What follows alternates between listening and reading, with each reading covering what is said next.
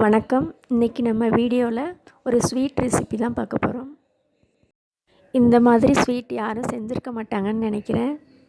எப்படி செய்யலான்னு பார்க்குறதுக்கு முன்னாடி வீடியோவை லைக் பண்ணுங்கள், ஷேர் பண்ணுங்கள், சப்ஸ்கிரைப் பண்ணுங்கள். வாங்க எப்படி செய்யலான்னு பார்ப்போம். ஒரு 100 கிராம் சிறுபருப்பை இந்த அளவுக்கு வேக வச்சு எடுத்துருக்கேன். ரொம்ப குழைய விடாமல் 3/4 பதத்துக்கு வெந்தால் போதும். ஒரு கடாயில் 1 ஸ்பூன் நெய் சேர்த்து 1 கப் தேங்காய் சேர்த்துக்கலாம். கூடவே 1 கப் கேரட் சேர்த்துக்கலாம்.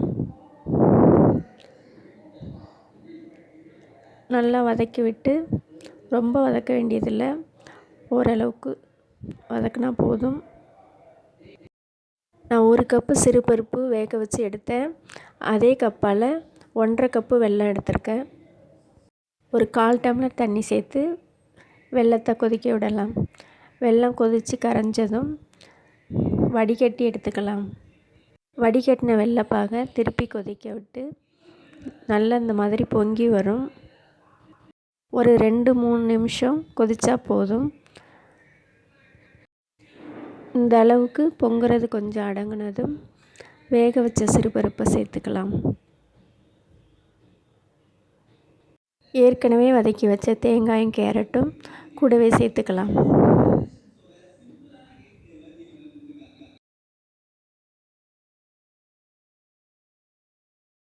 இப்போது நல்லா கிண்டி விட்டு ஒரு சிட்டிகை உப்பு சேர்த்துக்கலாம். கூடவே ஒரு 4 ஏலக்காய் பொடி பண்ணி வச்சுருக்கேன், அதையும் சேர்த்துக்கலாம். நல்லா கிண்டி விட்டு 1 ஸ்பூன் கடலை மாவு சேர்த்துக்கலாம்.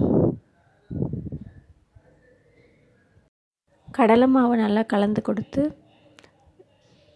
இந்த அளவுக்கு கெட்டியானதும் இறக்கிக்கலாம். இதை அப்படியே ஆற வச்சிடலாம். 1 கப் கோதுமை மாவில் சப்பாத்தி மாவு மாதிரி பிசைஞ்சு இந்த மாதிரி தேய்ச்சி வச்சுருக்கேன். ஏற்கனவே செஞ்சு வச்ச அந்த பூரணத்தை உள்ளே ஸ்டஃப் பண்ணி மடித்து எடுத்துக்கலாம். இந்த மாதிரி எல்லாத்தையும் செஞ்சு எடுத்துருக்கேன். இப்போது ஒரு தோசைக்கல் அடுப்பில் வச்சு ஆயில் சேர்த்துருக்கேன். ஆயில் காஞ்சதும் ஒவ்வொன்றா அதை சேர்த்துக்கலாம். ஆயில் கொஞ்சம் நிறைய சேர்த்துருக்கிறதுனால மேலே அடிச்சிடும். பொறுமையாக சேர்த்துக்கலாம். பொறுமையாக 2 பக்கமும் நல்லா திருப்பி விட்டு நல்லா முருக வேக விடலாம். வேகும்போது அடுப்பை மீடியமாக வச்சுக்கலாம்.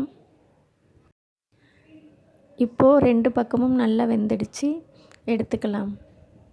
ரொம்ப சூப்பரான ஸ்வீட் ரெசிபி ரெடி ஆகிடுச்சு. நீங்களும் செஞ்சு பார்த்துட்டு எப்படி இருக்குன்னு கமெண்டில் சொல்லுங்கள். நன்றி.